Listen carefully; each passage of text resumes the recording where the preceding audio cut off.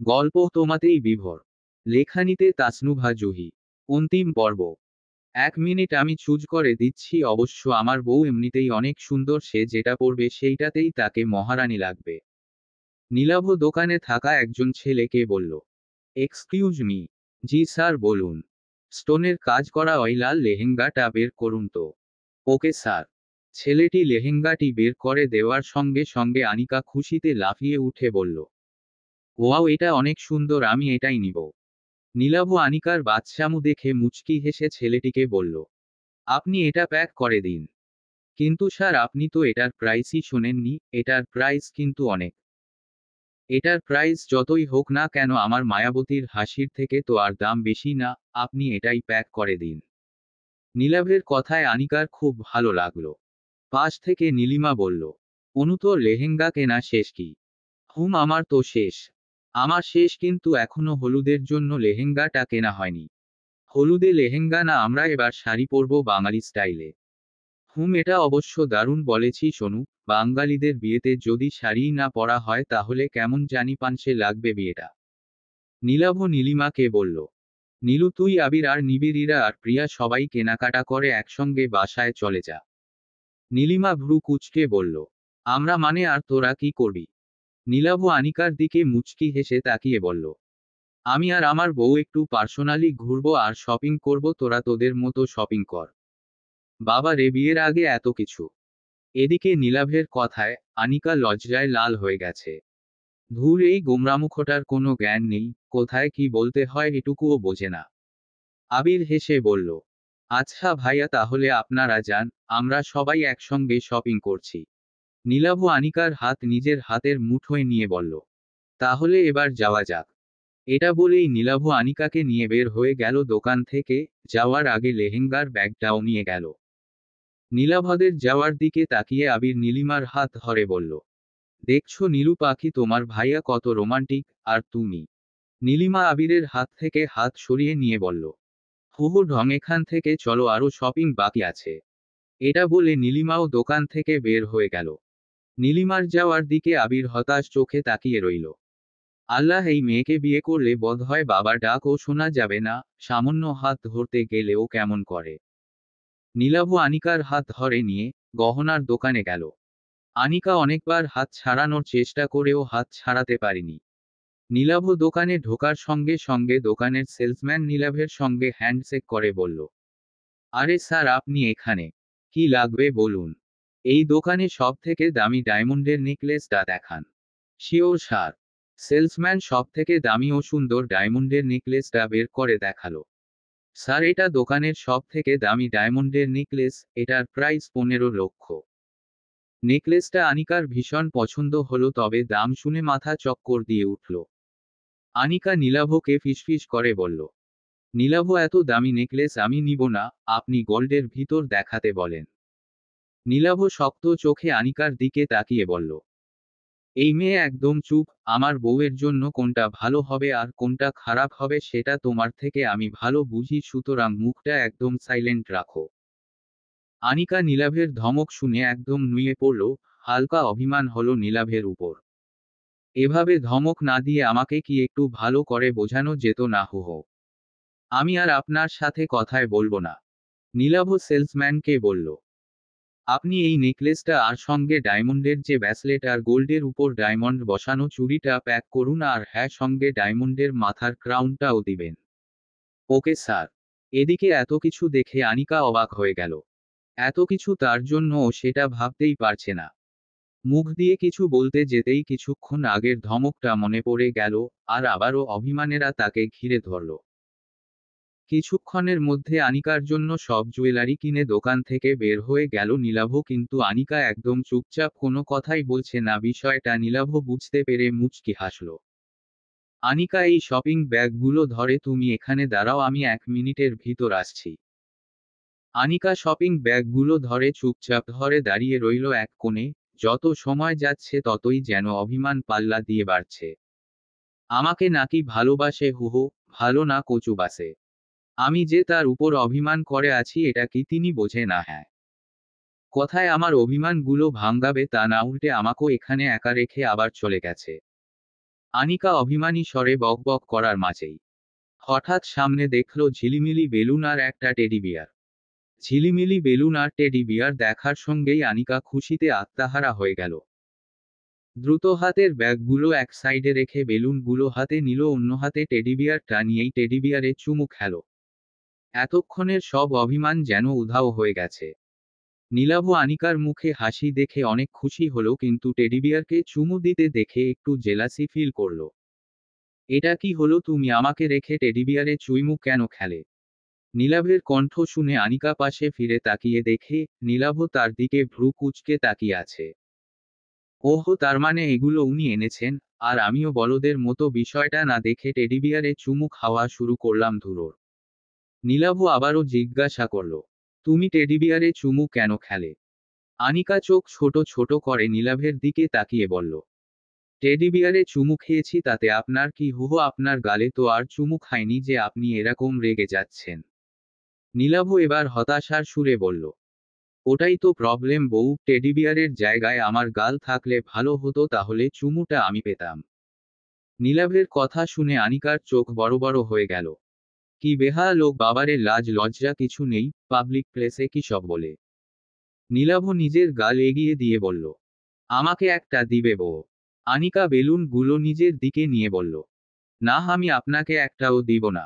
আমি বেলুন চাইনি তো। তাহলে কি চেয়েছেন শুনি? থাক, তোমার আর দেওয়া লাগবে না, তবে দেখে নিও এই নীলাভ চৌধুরী তার পাওনা সে ঠিকই আদায় করে নিবে। এটা বলেই পাশ থেকে শপিং ব্যাগগুলো নিয়ে বলল, এবার তাহলে চলো। আনিকা এক হাতে বেলুন অন্য হাতে টেডিবিয়ারটা নিয়ে হাঁটতে হাঁটতে বলল, আচ্ছা নীলাভ, একটা কথা বলি। হুম, বলো। আচ্ছা, আপনি হঠাৎ এই টেডিবিয়ার আর ঝিলিমিলি বেলুনগুলো কেন নিয়ে আসলেন? নীলাভ হাঁটতে হাঁটতে নীরব হাসি দিয়ে বলল, আসলে একটা ছোট্ট বাচ্চা আমার উপর অনেক রেগে ছিল, অভিমানে গালটা ফুলিয়ে রেখেছিল। এখন আমি যদি এগুলো না কিনতাম তাহলে হয়তো সে আমার সাথে আর কখনো কথাই বলতো না। এগুলো আমার জন্যই কিনেছেন সেটা সরাসরি বললেই হয়, তবে আমি কিন্তু মোটেও বাচ্চা না। হুহো, তাই বুঝি? হুহু, আচ্ছা, আপনি কিভাবে জানলেন যে আমি রাগ করেছি? নীলাভ হঠাৎ হাঁটা থামিয়ে আনিকার দিকে মুগ্ধ চোখে তাকিয়ে মিষ্টি হাসি দিয়ে বলল, আমার ভালোবাসার মানুষটার মুখ দেখে যদি আমি তার রাগ অভিমান কষ্ট বুঝতেই না পারি তাহলে তাকে আর ভালোবাসলাম কই? আনিকা প্রত্যুত্তরে আর কিছুই বলল না, শুধু মুচকি একটা হাসি দিয়ে হাঁটা শুরু করল। আনিকা হাঁটতে হাঁটতে বলল, আচ্ছা, আমার জন্য এত কিছু কিনলেন, আপনার জন্য কিছু কিনবেন না? আমার শেরওয়ানিটা ফাইয়া জাহিল ওরাই নিয়ে আসবে, ওদের বলে দিছি। তবে আমার সবথেকে দামি জিনিসটা আমার কাছেই আছে। আনিকা ভ্রু কুঁচকে বলল, আপনি তো কিছুই কেনেননি, তাহলে দামি জিনিসটা কোথা থেকে আসলো? তুমি আমার দামি জিনিসটা দেখতে চাও? হুম, সে তো অবশ্যই দেখব। আমিও দেখতে চাই, আমাকে লুকিয়ে লুকিয়ে আপনি কি এমন দামি জিনিস কিনছেন। আচ্ছা, এক মিনিট, এদিকে এসো। এটা বলে আনিকার চোখ ধরে একটা আয়নায় সামনে নিয়ে গিয়ে দাঁড় করিয়ে বলল, এবার চোখ খুলো, এই দেখো আমার সবথেকে দামি জিনিস, যেটা টাকা দিয়ে নয় বরং ভালোবাসা দিয়ে কিনেছি। এই জিনিসটা আমার জীবনের থেকেও দামি। আনিকা চোখ খুলে আয়নায় নিজের প্রতিচ্ছবি দেখল। নীলাভের কথার সারমর্ম বুঝতে পেরে লজ্জায় লাল হয়ে গেল, ভালো লাগায় মনটা ছেয়ে গেল। এদিকে আনিকাকে এভাবে লজ্জা পেতে দেখে ঠোঁট কামড়ে হেসে বলল, দেখো, এটা কিন্তু পাবলিক প্লেস, তুমি এভাবে লজ্জা পেয়ে গাল লাল করে ফেললে, আমি কিন্তু ভুল কিছু করে ফেলব। পরে আবার আমাকে কিন্তু বাজে ছেলে বলতে পারবে না। নীলাভের কথা শুনে আনিকার লজ্জা যেন দ্বিগুণ বেড়ে গেল। আনিকা সেখান থেকে দৌড়ে ছুটতে লাগলো। আনিকা দৌড় দেওয়া দেখে নীলাভ হো হো করে হেসে উঠল। পাগলিটা অল্পতেই এত লজ্জা পেয়ে যায়, এবার দেখছি মায়াবতী নাম মাইনাস করে লজ্জাবতী রাখা উচিত। আনিকা, দাঁড়াও, এভাবে ছুটলে তো পড়ে যাবে তুমি।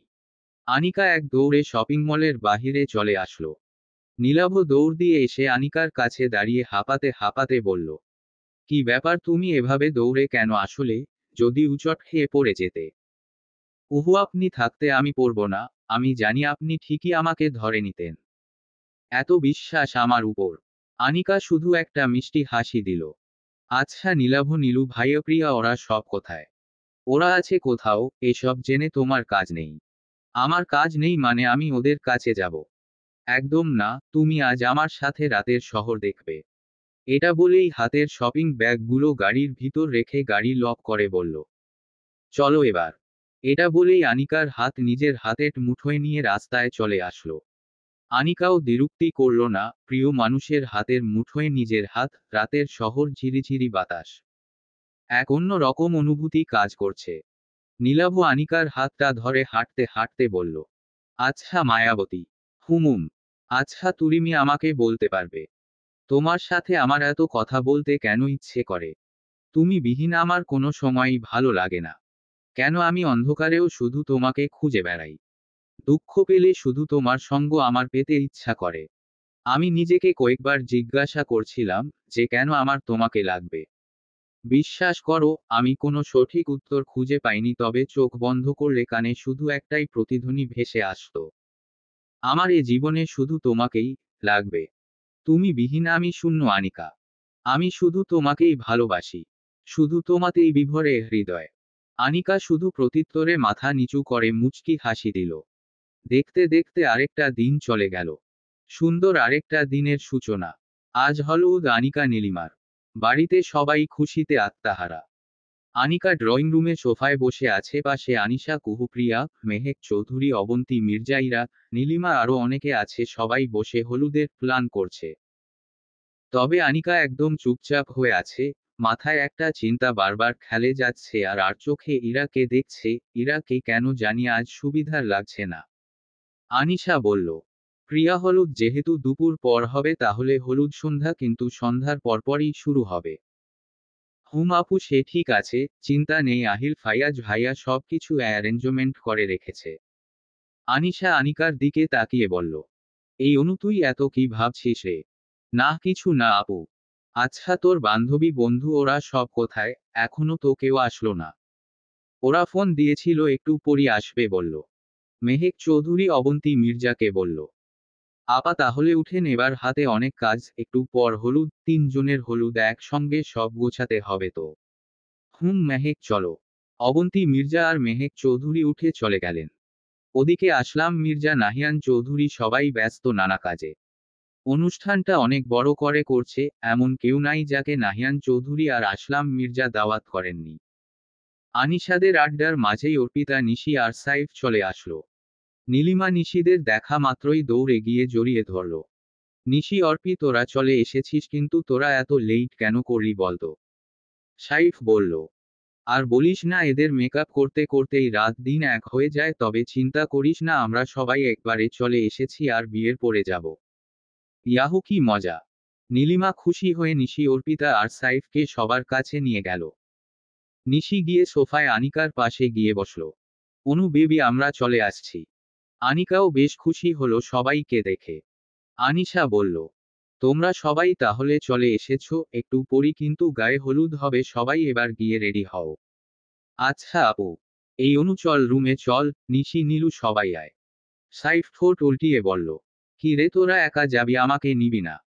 নিশি মুখ বাঁকিয়ে বলল, আমরা এখন রেডি হব, ওখানে তোর কাজ নেই। তুই নিচে বসে কুহুর সাথে চিপস খা। সবাই হো হো করে হেসে উঠল নিশির কথায়। আনিকা, নীলিমা, নিশি, অর্পিতা সবাই মিলে রুমে চলে আসলো। নিশি বলল, এই অনু নীলু তোরা দ্রুত শাড়ি পরে নে, আমিও রেডি হয়নি। আনিকা মুখ কাচুমাচু করে বলল, আমি তো শাড়ি পরতে পারি না। অর্পিতা বলল, তাহলে আর কি, আমি আগে অনুকে শাড়ি পরিয়ে দিই, তারপর আমি রেডি হব। আর নীলু, নিশি তোরা শাড়ি পরে নে। নিশি বলল, আচ্ছা ঠিক আছে। নীলু, কাঁচা ফুলের গহনা কি নিয়ে আসছিস? হুম সবই আছে। কিছুক্ষণের মধ্যে সবাই শাড়ি পরে রেডি হয়ে নিল।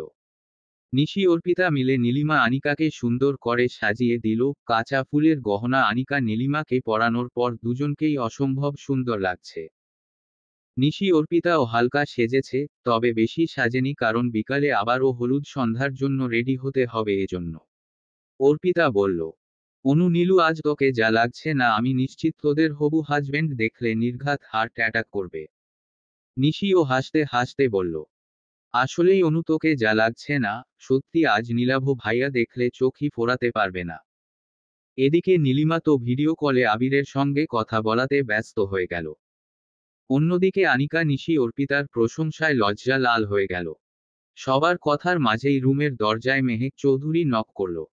কি রে, তোদের কি হলো? ওদিকে নিচে সবাই অপেক্ষা করছে তো। নিশি চিল্লিয়ে বলল, আন্টি হয়ে গেছে, এখনই আসছি আমরা। আচ্ছা ঠিক আছে, তার আগে একজন নিচে আসো তো, একটু দরকার আছে।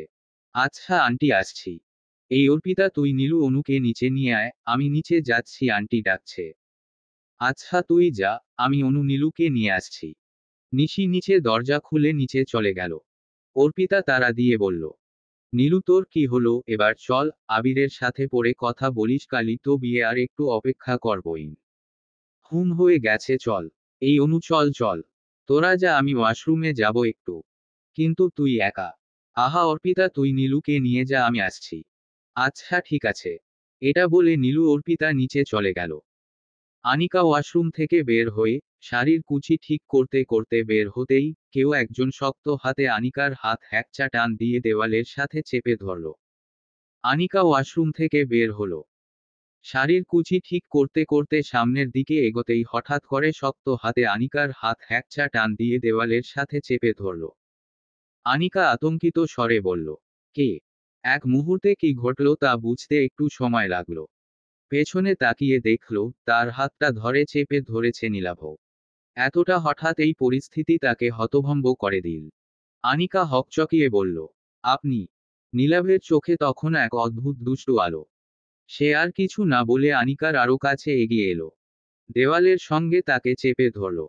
আনিকার নিঃশ্বাস ভারী হয়ে উঠল। আনিকা কম্পিত স্বরে বলল, আপনি কি পাগল? সবাই খুঁজছে আমাকে। আনিকার কণ্ঠে রাগ মিশ্রিত লজ্জা। নীলাভ ধীরে ধীরে আনিকার গালের কাছে মুখ নিয়ে বলল, মায়াবতী, তোমাকে প্রথম হলুদ ছোঁয়ানোর অধিকারটা আমার। তুমি আমার হবু বউ, আনিকা। অন্য কেউ তোমার গায়ে হলুদ লাগাবে, সেটা আমি মেনে নিতে পারি না। এই বলে নীলাভ তার হাত দিয়ে আনিকার গালের নরম ত্বকে হলুদের ছোঁয়া দিল। সেই স্পর্শে আনিকার সারা শরীর কাঁপতে লাগল। যেন এক অজানা অনুভূতি তাকে গ্রাস করে ফেলেছে। আনিকা বলল, এভাবে কেউ দেখে ফেললে কি হবে?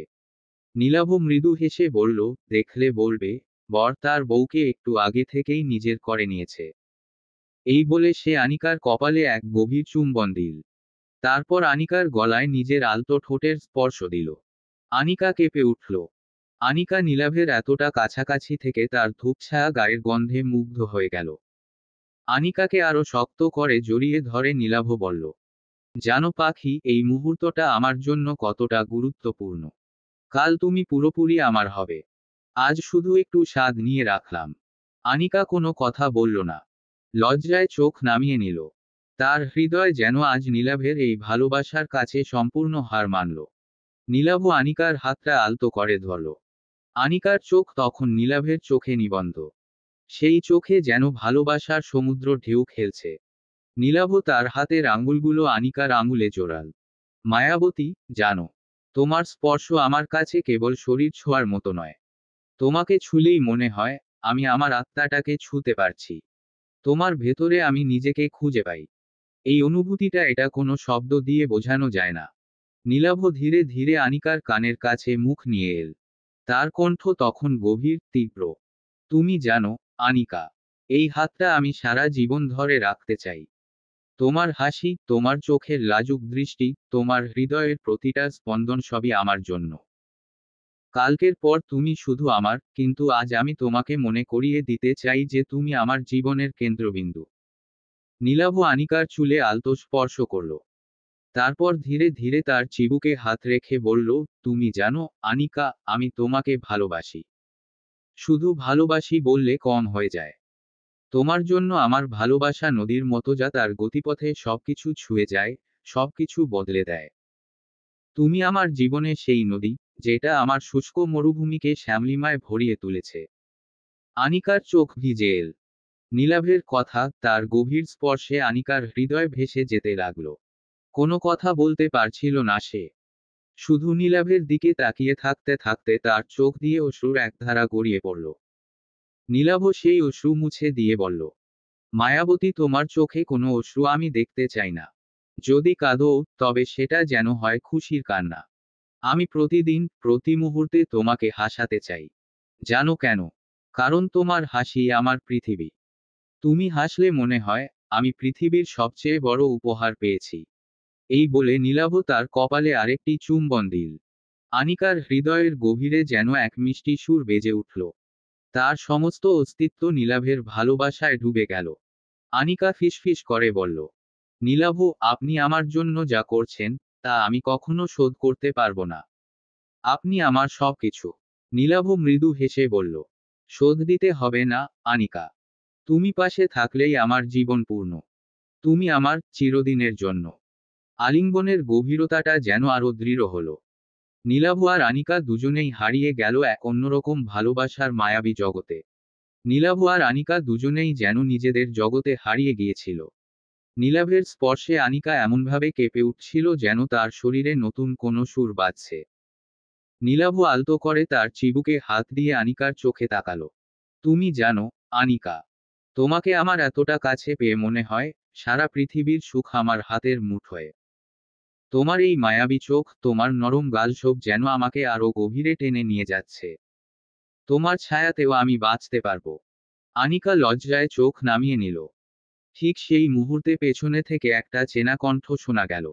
আরে, কি সুন্দর দৃশ্য দেখছি। নীলাভ আর আনিকা চমকে ঘুরে তাকালো। দরজার কাছে দাঁড়িয়ে আছে অর্পিতা। মুখে একরাশ দুষ্টু হাসি। ওই শোনেন, দুলাভাই, এভাবে বউ নিয়ে নিজের মতো সময় কাটাচ্ছেন। আমরা যে নিচে হলুদের জন্য অপেক্ষা করছি তা মনে নেই।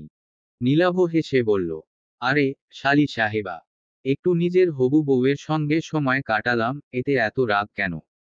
অর্পিতা এক চোখ টিপে বলল, হবু বউ না, বউ একদম আমাদের সম্পত্তি। এখন তাকে ছেড়ে দিন। হলুদের মঞ্চে না গেলে কিন্তু বাড়ির সবাই এসে আপনাকেই ধরে নিয়ে যাবে।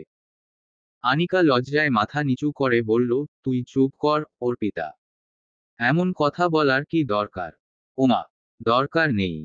এতক্ষণ দুলাভাইয়ের সঙ্গে মাখামাখি চলল আর আমাকে চুপ করতে বলছিস? অর্পিতা বলেই আনিকার হাত ধরে টেনে নিল। নীলাভ একটা দীর্ঘশ্বাস ফেলে বলল, ঠিক আছে, নিচে যাও। তবে মনে রেখো, আনিকা, তুমি পুরোপুরি আমার, আর কারো নয়। অর্পিতা দুষ্টুমির ছলে বলল, হ্যাঁ, হ্যাঁ, কিন্তু আজ বউ আমাদের। আপনি কাল থেকে যা ইচ্ছা করুন। নিচে সাজানো উঠোন, হলুদ ফুল আর মাটির প্রদীপে পুরো পরিবেশ আলোকিত। আনিকা পিঁড়িতে এসে বসল। সবাই মিলে তাকে ঘিরে ধরল। তার গায়ে একে একে সবাই হলুদ লাগাচ্ছে। আনিকার মনের ভেতরে নীলাভের কথাগুলো যেন এখনো গুঞ্জরিত হচ্ছে। নীলাভ দূর থেকে দাঁড়িয়ে দেখছিল। তার চোখে আনন্দ আর মুগ্ধতা। তার মায়াবতীকে আজ কতটা সুন্দর লাগছে। এরপর নীলিমা এগিয়ে এসে বলল, আনিকা, চল। এবার হলুদ গোসলের পালা। আমারও তো আজ হলুদের দিন। দুই কনে মিলে একসঙ্গে হাসতে হাসতে হলুদ গোসলের জন্য প্রস্তুত হলো। সবাই তাদের ঘিরে পানি ছিটাতে লাগলো। কেউ মাথায় পানি ঢালছে, কেউ হলুদ মাখিয়ে হাসির বন্যায় মেতে উঠেছে। নীলিমা বলল, আনিকা, ওই দেখ তোর হবু বর কিভাবে দূর থেকে চোখ সরাচ্ছে না। ভাগ্যবতী রে তুই। আনিকা কিছু বলল না, শুধু মাথা নিচু করে হাসল। সেই হাসিতে যেন লজ্জা, খুশি আর ভালোবাসার মিশেল ছিল। আজকের এই মুহূর্তগুলো তার জীবনের অন্যতম সেরা স্মৃতি হয়ে রইল। প্রিয়া গিয়ে আনিকা নীলিমাকে বলল, অনেক হয়েছে অনু নীলু, এবার রুমে গিয়ে চেঞ্জ করে ফেল। একটু পর আবার হলুদ সন্ধ্যার জন্য রেডি হতে হবে। পাশ থেকে অর্পিতা, নিশি বলল, আচ্ছা তাহলে চল, আমি আর নিশি অনু নীলুকে নিয়ে গিয়ে রেডি করে দিই। আর প্রিয়া তুমিও আসো, সবারই তো রেডি হতে হবে। প্রিয়া হেসে বলল, চলো চলো। সন্ধ্যার আকাশে তারার আলো যেন ম্লান হয়ে গেছে চৌধুরী বাড়ির সাজসজ্জার কাছে। ফুলের গন্ধ, মাটির প্রদীপের আলো, আর মানুষের হাসিম যায় সারা বাড়ি মুখরিত।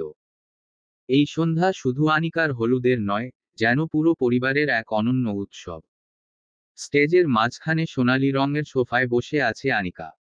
হলুদ শাড়ি, মাথায় ফুলের গহনা, আর মুখে লাজুক হাসি, সে যেন পরীর রূপ ধারণ করেছে। তাকে দেখে নীলাভের হৃদয়ে যেন ঝড় উঠল। দূর থেকে তার চোখে শুধু আনিকা। মনে হলো এই মেয়েটাকে দেখে সে নতুন করে আবার প্রেমে পড়ল। মায়াবতী, তোমাকে এত সুন্দর লাগছে। নীলাভ আনমনে বলতে লাগলো। আনিকা, আজ যেন পৃথিবীর সব আলো তোমার মাঝে এসে থেমে গেছে। হলুদের স্টেজ করা হয়েছে ছাদের উপরে। এখানে বাড়ির বড়রা কেউ আসেনি। সবাই নিচে কাজে ব্যস্ত। ছাদের পরে বড় করে স্টেজ করা হয়েছে। এখানে পাশাপাশি নীলিমা, আনিকা ও নীলাভ বসে আছে। সব বন্ধু বান্ধবী, কাজিন সবাই আছে। সবাই তাদের আনন্দে উল্লাসে মেতে আছে। এদিকে সবাই আনন্দে মেতে থাকলেও নীলাভ মেতে আছে তার মায়াবতীতে। নজর যেন তার ফিরছে না। মুগ্ধ নয়নে আর চোখে চেয়ে আছে তার মায়াবতীর পানে। হঠাৎ করেই স্টেজের চারপাশে দুষ্টুমি শুরু করলো নিশি, অর্পিতা আর সাইফ। নিশি আনিকার কাছে এসে বলল, আচ্ছা অনু, এত লাজুক লাজুক লাগছে কেন তোকে? অর্পিতা খিলখিলিয়ে হেসে যোগ করল, দুলাভাই তো এখন থেকেই তোর দিকে এমনভাবে তাকিয়ে আছে যে মনে হচ্ছে হলুদের রাতেই তোকে চুরি করে নিয়ে যাবে। সাইফ, যাকে সবাই ঠাট্টা করে আনিকার দুষ্টু ভাই বলে ডাকে, মঞ্চের নিচ থেকে চিৎকার করে বলল, অনু, সাবধান, দুলাভাইকে হাতের কাছে রাখিস না। দেখছিস না তার চোখে কি আগুন জ্বলছে? সবাই হেসে উঠল। আনিকা লজ্জায় মুখ নিচু করে ফেলল। নীলাভ মুচকি হাসল, কিন্তু তার চোখে গভীর মুগ্ধতা। এদিকে আহিল, আনিশা অতিথিদের অভ্যর্থনায় ব্যস্ত। আনিশার ছোট্ট মেয়ে কুহু ইতোমধ্যে পুরো মঞ্চ দখল করে ফেলেছে। আনিকার গায়ে হলুদ লাগানোর সময় সে দৌড়ে এসে বলল, মাম্মি, আমালে হলুতো লাদাতে দাও। আমি অনু মামুনি, লে হলুতো দিয়ে একদম হলুদের বউ বানিয়ে দেব। কুহুর এই সরলতায় সবাই হেসে উঠল। কিছু সময় পর ছাদে আসলেন নাহিয়ান চৌধুরী ও মেহেক চৌধুরী। নাহিয়ান চৌধুরী ও মেহেক চৌধুরী নিজেদের চোখে পানি নিয়ে দেখছেন তাদের মেয়েকে। এই মেয়েকে তারা নিজের মেয়ের চেয়েও বেশি ভালোবেসে বড় করেছেন। আজকের দিন তাদের জন্য আনন্দের, আবার বিয়ের পর নীলিমাকে বিদায় দেওয়ার চিন্তায় মন ভারীও। এদিকে বেচারি নীলিমা চুপচাপ বসে আছে, কি বা করবে, তার নিজেরই বিয়ে, চাইলে তো নাচতে পারে না। তখনই নীলিমার ফোনে আবিরের ভিডিও কল আসলো। আবিরের কল দেখেই নীলিমার মুখে এক চিলতে হাসি ফুটে উঠল। নীলিমা আবিরের সাথে কথা বলায় ব্যস্ত হয়ে গেল। এতক্ষণের একাকিত্ব নিমিষেই দূর হয়ে গেল। এদিকে আনন্দের মাঝখানে শুরু হলো কাপল ডান্স। নীলাভ আনিকার দিকে হাত বাড়িয়ে বলল, চলো, আজকের রাতটা আমাদের। এই মুহূর্তটা শুধু আমাদের জন্য। আনিকা নীলাভের হাতের দিকে একবার তাকাচ্ছে আর আশপাশে সবার দিকে একবার তাকাচ্ছে। তার ভীষণ লজ্জা লাগছে। নীলাভ ভ্রু কুঁচকে বলল, কি হলো, আশপাশে তাকিয়ে কি দেখছো, হাত দাও। পাশ থেকে অর্পিতা ঠোঁট চেপে হেসে বলল, অনু বইন, তোকে আর লজ্জা পেতে হবে না, দুলাভাইয়ের সাথে একটা ডান্স কর। এই দিনটা জীবনে দ্বিতীয়বার আসবে না। আনিকা মাথা নিচু করে লাজুক হাসল। নীলাভ আর অপেক্ষা না করে নিজেই আনিকার হাত ধরে উঠিয়ে টান দিল। আনিকা গিয়ে নীলাভের বুকে পড়ল। নীলাভ আনিকার কোমরে হাত রাখতেই আনিকার শরীর কেঁপে উঠল। নীলাভ তাকে ঘুরিয়ে নিল, এক তাল, দুই তাল। গানের সুরে সুর মিলিয়ে তারা একে অপরের দিকে তাকিয়ে রইল, যেন এক কথাহীন ভাষায় কথা হচ্ছে। নীলাভ ফিসফিস করে বলল, তুমি জানো মায়াবতী, তোমাকে আজকের রাতেও দেখে আমার মনে হচ্ছে আমি তোমার প্রেমে আবার পড়ছি। তুমি যেন প্রতিদিন নতুন রূপে ধরা দাও। আমার জীবনের প্রতিটা দিন যদি তোমার সঙ্গে থাকতে পারি, তবে আর কিছু চাই না। আনিকা মাথা নিচু করে মৃদু হেসে নীলাভের সাথে তালে তাল মিলিয়ে ডান্স করতে লাগলো। আনিকার লজ্জা লাগলেও বেশ ভালো লাগছে, নিজের প্রিয় মানুষের সাথে এরকম সুন্দর মুহূর্ত সবাই চাই। এই আনন্দমুখর পরিবেশের মাঝে ওইরা দূরে দাঁড়িয়ে সব দেখছিল। তার চোখে আনন্দ নয়, বরং ছিল ভয়ঙ্কর ঈর্ষা। তোমরা সবাই ভাবছো বিয়ে হয়ে যাবে আর অনু এই পরিবারের সিংহাসনে বসবে, সবার চোখের মনি হয়ে থাকবে। কিন্তু এটা আমি হতে দেব না। অনু, কালকের দিনটা তোর জীবনের শেষ দিন। আমাকে মাফ করে দিস বোন, তুই যদি আমার সত্যিটা না জানতি তাহলে আমি কিছুই বলতাম না। কিন্তু না, তুই আমার সম্পর্কে সব সত্যি জেনে গেছিস, এখন তো তোকে শেষ হতেই হবে, না হলে যে আমার অধ্যায় শেষ হয়ে যাবে বোন। ইরা মনে মনে নিজের ভয়ঙ্কর পরিকল্পনা আঁটতে লাগল। রাত গভীর হয়ে এলো। হলুদের রঙে ভেজা দুই কোণে আনিকা আর নীলিমা একসঙ্গে গোসল করে ঘরে ফিরে গেল।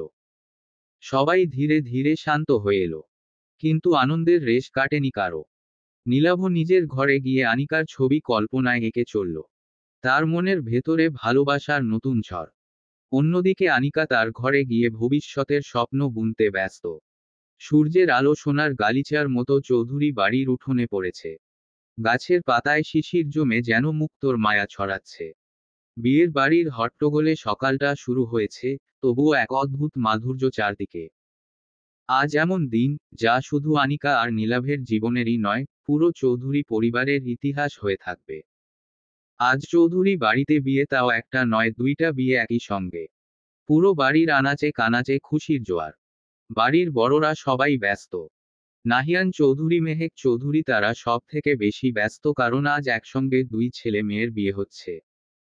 আসলাম মির্জা, অবন্তী মির্জা, তারাও খুব ব্যস্ত, কারণ আজ তাদের আদরের মেয়ের বিয়ে। এজন্য অনুষ্ঠানে তারাও কোনো কমতি রাখেনি। অনেক দূর দূরান্তে আত্মীয়দেরও দাওয়াত করেছেন তারা। সবাই হাতে হাত লাগিয়ে কাজ করছে। নিবিড়, আহিল, আনিশা, ফাহিম সবাই নানা কাজে ব্যস্ত। আর অন্যদিকে বাড়ির মেয়েরা অর্পিতা, নিশিপ্রিয়া আর অন্যান্য কাজিন সবাই মিলে ব্যস্ত ফেসিয়াল করতে, কারণ বিকালেই বিয়ে, হাতে বেশি সময় নাই। দেখতে দেখতে প্রায় সকাল 11টা বেজে গেছে। নীলাভ আর আনিকার জন্য আজকের দিনটা স্বপ্ন পূরণের দিন। একদিন যে ভালোবাসার শুরু হয়েছিল চোখের চাওয়াচাওয়িতে, আজ তা পূর্ণতা পেতে চলেছে। প্রতিটি মুহূর্ত যেন নীলাভের হৃদয়ে ঢেউ তুলছে। গত রাতে সে একটুও ঘুমাতে পারেনি। মনে হচ্ছিল সময়টা যেন ইচ্ছা করেই থেমে গেছে। কখন সকাল হবে, কখন সে তার মায়াবতীকে দেখবে, আবার কখন বিকেল হবে, আর আনিকাকে চিরকালের জন্য নিজের করে পাবে। অন্যদিকে আনিকার অবস্থাও আলাদা কিছু নয়। তার হৃদয়ে যেন এক নতুন সুর বাজছে। নিজেকে আয়নার সামনে বারবার দেখে মনে হচ্ছে, এতটা কি সুন্দর লাগছে আমাকে। নীলাভ কি আজ আমাকে দেখে মুগ্ধ হবে? এইসব ভাবতে ভাবতে সে রাত কাটিয়েছে। নীলাভ সকালে ঘুম থেকে উঠতে গিয়ে বেশ দেরি করে ফেলেছে। ঘুম ভাঙতেই সেই বুঝল, সময় 11টা পার করেছে। 11টা! ওরে বাবা, আমি এত দেরি করে ফেললাম কিভাবে? সে তাড়াহুড়ো করে বিছানা ছেড়ে উঠে পড়ল। ফ্রেশ হয়ে নেমেই দেখল, বাসায় সবাই ব্যস্ত। কেউ খাবারের ব্যবস্থা করছে, কেউ সাজসজ্জার দায়িত্বে। কিন্তু নীলাভের মন কোনো কাজে নেই। তার মনের সব চিন্তা আনিকাকে নিয়ে। নীলাভ আনিকাকে খুঁজতে শুরু করল। এ ঘর থেকে ও ঘর, বারান্দা থেকে ড্রয়িং রুম, কোথাও আনিকার দেখা নেই। তার মন যেন অধীর হয়ে উঠেছে। কেন এমন হচ্ছে? কোথায় লুকিয়েছে আনিকা?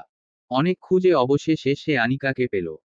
নিজের রুমের বেকনিতে দাঁড়িয়ে আছে আনিকা। সোনালি আলয়, হলুদের শাড়িতে সজ্জিত সে যেন এক অপরূপ নারী। তার মাথায় ঘোমটা, আর সেই ঘোমটার আড়ালে লুকিয়ে আছে তার মুখ। নীলাভ থমকে গেল। দূর থেকে আনিকাকে দেখে মনে হচ্ছিল, সে যেন আকাশ থেকে নেমে আসা কোনো অপ্সরা। নীলাভ ধীরে ধীরে কাছে গেল। তবু সে আনিকার মুখ দেখতে পারল না। ঘোমটা নামানো মুখে এক অদ্ভুত রহস্যময়তা। আর এই রহস্যই নীলাভকে পাগল করে তুলল। নীলাভ পিছন থেকে আনিকাকে জড়িয়ে ধরল। আনিকা চমকে উঠল। পরে যখন বুঝল এটি নীলাভ, তখন মৃদু হেসে বলল, এভাবে আচমকা আসলে তো ভয় পাব। নীলাভ মুচকি হেসে বলল, তুমি জানো, আজ তোমাকে এক ঝলক দেখার জন্য কতটা অপেক্ষা করেছি মায়াবতী। তোমার মুখ না দেখলে আমার শান্তি নেই। একটিবার মুখটা দেখাও। আনিকা একটু লজ্জা পেয়ে বলল, না, বিয়ের সাজে প্রথম আপনার সামনে আসব, তার আগে আমাকে দেখার কোনো সুযোগ নেই। নীলাভের মুখে একরকম দুষ্টু হাসি ফুটে উঠল। সে সহজে হাল ছাড়ার পাত্র নয়। তাহলে আমি এই রহস্য ভাঙবি, বলে। সে দুহাতে ঘোমটা সরিয়ে দিল। নীলাভ কিছু সময় স্তব্ধ হয়ে গেল। আনিকার মুখ যেন জ্যোৎস্নায় ধোয়া। তার মায়াবী চোখ, ঠোঁটে এক লাজুক হাসি, আর গালের লালচে আভা, সবকিছু মিলিয়ে যেন অপার্থিব এক সৌন্দর্য। নীলাভ কিছুক্ষণ তাকিয়েই থাকল। তারপর বলে উঠল, তুমি পৃথিবীর সব সুন্দরীর থেকেও সুন্দর। তোমার রূপের কাছে আজ আমার ভাষাও হেরে গেল মায়াবতী। তুমি জানো, তোমার জন্য আমি জীবনেও কিছুর অভাব অনুভব করব না। তুমি তো আমার পৃথিবী। এই কথা বলার সঙ্গে সঙ্গেই নীলাভ আনিকার কপালে একটি চুম্বন এঁকে দিল। আনিকা লজ্জায় মাথা নত করল। তার গাল আরো লাল হয়ে উঠল। ঠিক তখনই রুমে প্রবেশ করল প্রিয়া। তার চোখে এক চঞ্চল দুষ্টুমি। কি ব্যাপার ভাইয়া, এখন থেকেই এত রোমান্স? হবু বউকে নিয়ে তো একেবারে নিজের জগৎ বানিয়ে ফেলেছ। নীলাভ বিব্রত হয়ে একটু দূরে সরে দাঁড়ালো। আনিকা লজ্জায় শাড়ির আঁচলে মুখ ঢাকল। প্রিয়ার দুষ্টুমি আর দুজনের এই লাজুকতা রুম জুড়ে হাসির সুর ছড়িয়ে দিল। আনিকা আয়নার সামনে বসে আছে। লাল লেহেঙ্গার উজ্জ্বল রং তার গায়ের রংকে আরো উজ্জ্বল করে তুলেছে। গলায় ডায়মন্ডের নেকলেস, হাতে ডায়মন্ডের চুড়ি, মাথায় ডায়মন্ডের ক্রাউন। যেন মাটিতে নেমে আসা এক রূপকথার রাজকন্যা। তার মুখে লাজুক এক হাসি। নিশি আর অর্পিতা পাশে বসে হাসাহাসি করছে। অর্পিতা বলল, অনু, আজকে দুলাভাইকে নিয়ে কি করবি? তোকে দেখেই তো বেচারা বারবার কবুল বলতে চাইবে। আনিকা লজ্জায় মুখ নামিয়ে ফেলে। মনে মনে ভাবে, নীলাভ কি আজও প্রথম দেখা হওয়ার মতোই তাকিয়ে থাকবে। পাশ থেকে নীলিমা ঠোঁট উল্টিয়ে বলল, আমাকে কেমন লাগছে একবারও তোরা বললি না। হো হো। প্রিয়া হেসে বলল, তোকে একদম মহারানী লাগছে বনু। অর্পিতা নিশি ও তালে তাল মিলিয়ে বলল, হ্যাঁ হ্যাঁ, প্রিয়া ঠিকই বলেছে, নীলুকে রাজরানী লাগছে। নীলিমা ঠোঁট বাঁকিয়ে বলল, হু হু, হয়েছে হয়েছে, আর ঢং করতে হবে না তোদের। ধুরোর আমার বরটা যে কখন আসবে আর ভালো লাগে না। নীলিমার কথা শুনে আনিকা হাসতে হাসতে বলল, তোর মতো বর পাগলি মেয়ে দুইটা দেখিনি। প্রিয়াও হাসতে হাসতে বলল, তা যা বলেছি শোনু, আসলেই নীলাভ ভাইয়া আর নীলু এরা দুই ভাই বোন, একজন বর পাগলি আরেকজন বউ পাগল। প্রিয়ার কথা শুনে সবাই হো হো করে হেসে উঠল। আর আনিকা লজ্জায় নুয়ে পড়ল। ঠিক তখনই রুমে প্রবেশ করল আনিশা। কি রে, তোরা সব এখানে কি করছিস? ওদিকে তো নীলুর বর চলে আসছে। যা যা। অর্পিতা নীলিমার দিকে তাকিয়ে বলল, যাহ নীলু, তোর বর তাহলে চলেই আসছে। এই প্রিয়া নিশি, চল চল। নীলিমা বলল, এই তোরা যেন খবরদার আমার বরের পকেট ফাঁকা করবি না। প্রিয়া মুখ ভেঙচি দিয়ে বলল, উহু বললেই হলো তাই না? আজ 50,000 টাকা না দিলে কিছুতেই বিয়ের গেট ছাড়ব না। এটা বলেই প্রিয়ারা চলে গেল। আনিশা এক দুপা করে আনিকা আর নীলিমার দিকে এগিয়ে এসে বলল, মাশাল্লাহ, তোদের দুজনকে তো একদম পরী লাগছে। নীলিমা মন খারাপ বলল, আনিশা আপু আর অনু, আমার বিয়ে হয়ে গেলে আমাকে তোরা ভুলে যাবি না তো? নীলিমার কথায় আনিশা আর আনিকার মনটাও খারাপ হয়ে গেল। আনিকা আনিশা দুজন দুপাশ থেকে জড়িয়ে ধরে বলল, ধুর পাগলি, তোকে ভুলবো কেন? তোর বিয়ের পর আবির ভাইকে বলবো প্রয়োজনে ঘর জামাই থাকতে, তবুও তোকে এখান থেকে যেতে দিব না। আনিশা বলল, মনু ঠিকই বলেছে, মন খারাপ করিস না নীলু। এদিকে বিয়ের গেটে অনেক আনন্দ হলো। আবির 50,000 টাকা না দেওয়া পর্যন্ত কোনো মতেই গেট ছাড়িনি প্রিয়ারা। আবিরকে নিয়ে গিয়ে স্টেজে বসিয়েছে। নীলাভ স্টেজে বসে আছে। নীলাভ আবির দুজনে কুশল বিনিময় করল। পাশে ফাইয়াজ, নিবিড়, আহিল সবাই আছে। নীলাভে পরনে সোনালি শেরওয়ানি। কিন্তু তার চোখ আনিকার ঘরের দরজায় আটকে আছে। আজকের দিনটা যেন শেষ না হয়, মনে মনে ভাবে সে। আনিকাকে দেখার জন্য তার হৃদয় প্রতিটি মুহূর্তে কাঁপছে। পাশ থেকে ফাইয়াজ দুষ্টুমি করে বলল, বন্ধু আর একটু কত, অনুকে খুঁজবি, একটু পরে তো চলেই আসবে। নীলাভ চোখ গরম করে বলল, অনু না, বল ভাবি। খবরদার যদি আমার বউকে নাম ধরে ডেকেছিস তো। ফাইয়াজ ভয় পাওয়ার ভান করে বলল, আচ্ছা বাবা, ঠিক আছে ভাবি ভাবি। নীলাভ বিরক্ত হয়ে বলল, এই আহিল, দেখতো আমার বউ কোথায়, আর কত অপেক্ষা করব বলতো? নীলাভের কথা শুনে আশপাশের সবাই মুখ টিপে হাসছে।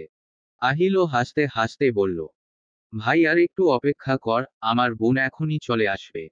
ফাইয়াজ বলল, আর অপেক্ষা করা লাগবে না বন্ধু, সামনে তাকা, ওই দেখ তোর মায়াবতী। ফাইয়াজের কথা শুনে নীলাভ এবং আবির দুজনেই তাকালো। আনিকা আস্তে আস্তে স্টেজে এল, সবাই তাকিয়ে রইল। তার সৌন্দর্য যেন সবাইকে বাকরুদ্ধ করে দিল। কিন্তু নীলাভের চোখে ছিল শুধু এক গভীর ভালোবাসা। তোমাকে আবার ভালোবেসে ফেললাম, আনিকা, নিজের মনের গভীরে বলল নীলাভ। আনিকার পিছনে এবার নীলিমাও আসলো, গোলাপি লেহেঙ্গা পরা, চুলগুলো খোপা করে খোপায় গোলাপ দেওয়া। ডায়মন্ডের নেকলেস জলজল করছে, সঙ্গে ভারী মেকআপ, অপূর্ব সুন্দর লাগছে নীলিমাকে। আবির তো চোখই ফেরাতে পারছে না তার দিক থেকে। আনিকা এবং নীলিমাকে নীলাভ ও আবিরের পাশাপাশি বসানো হলো। নীলিমা তো আবিরের পাশে বসেই ফিসফিস শুরু করে দিয়েছে।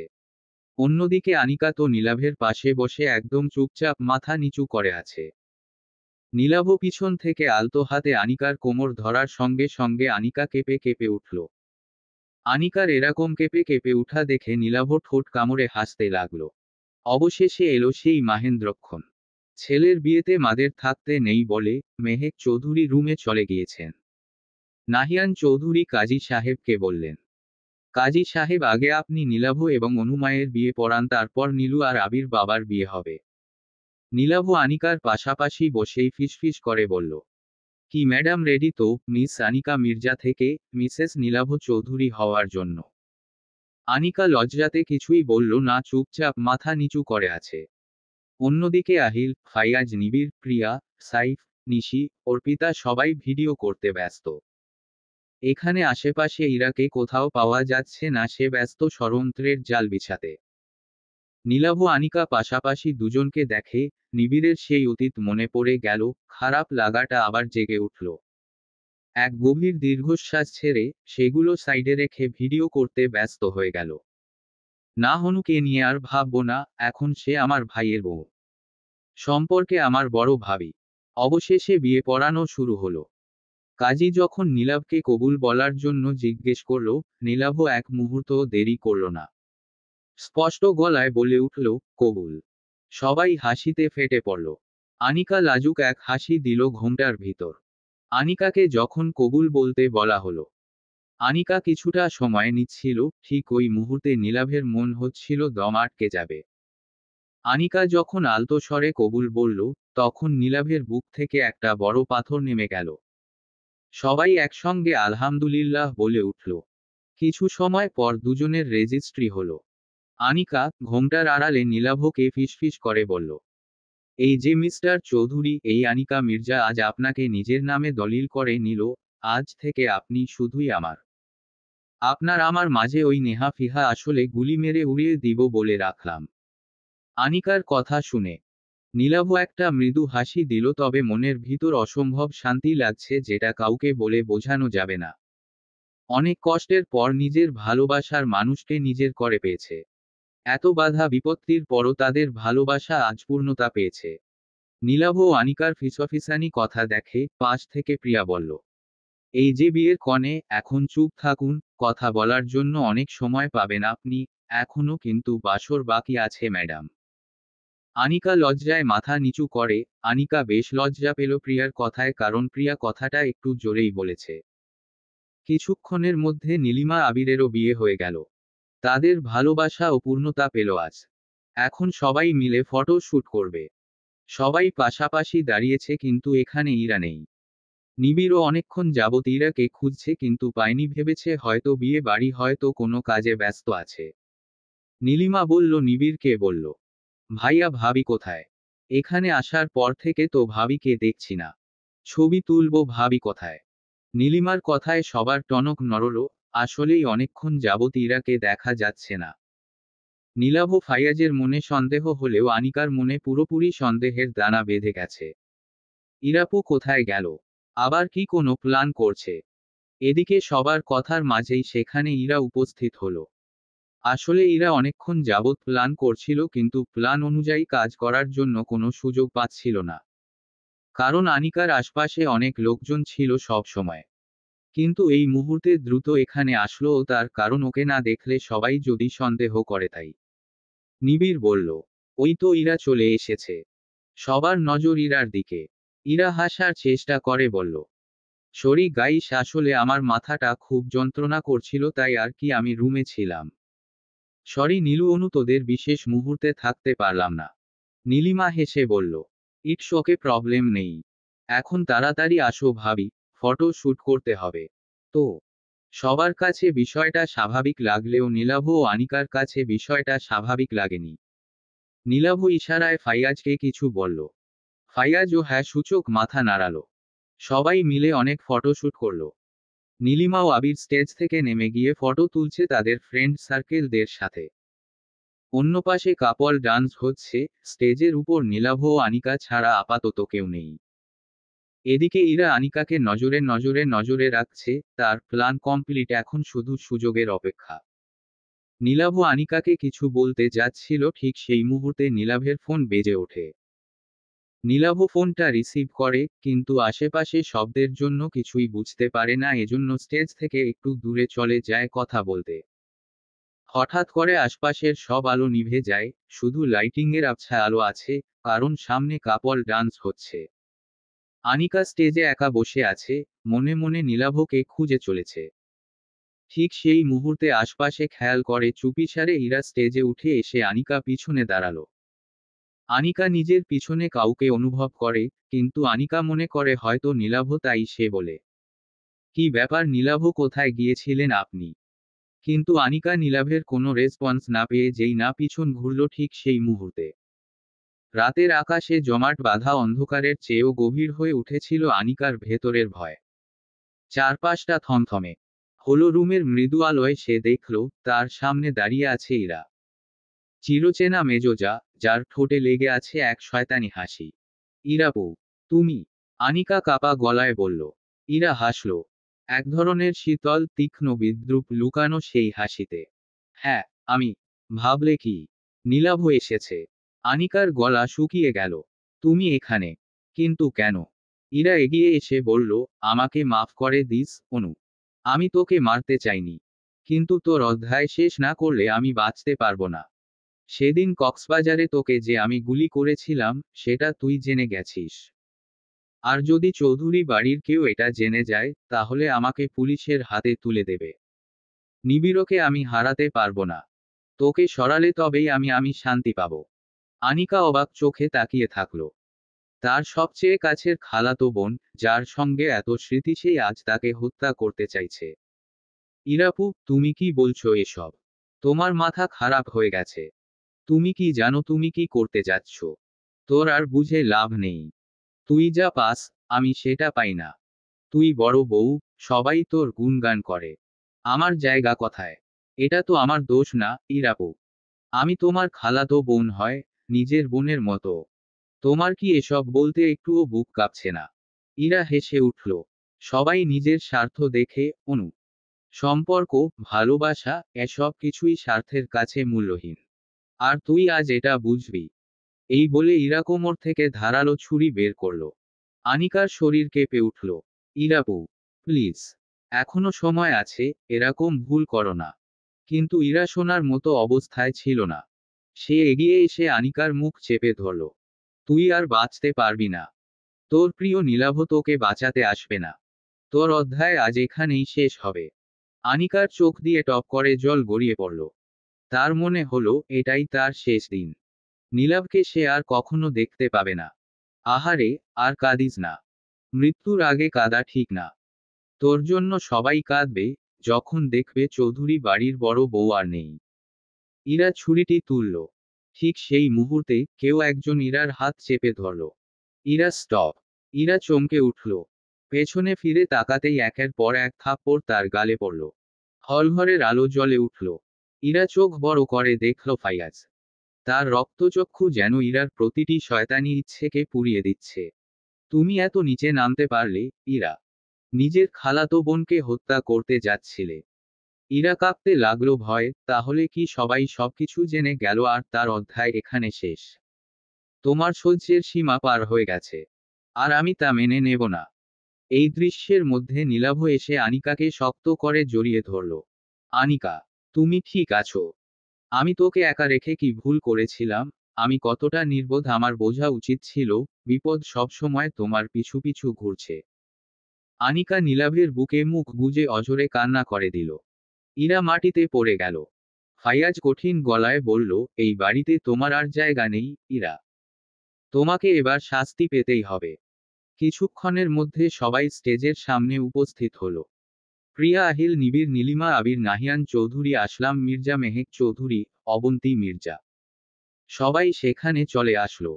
নিবিড় এসে দেখে গাল হাত স্টেজের উপর পড়ে আছে ইরা। নিবিড় দ্রুত গিয়ে ইরাকে ধরে উঠিয়ে চিন্তিত গলায় বলল, ইরা তুমি ঠিক আছো?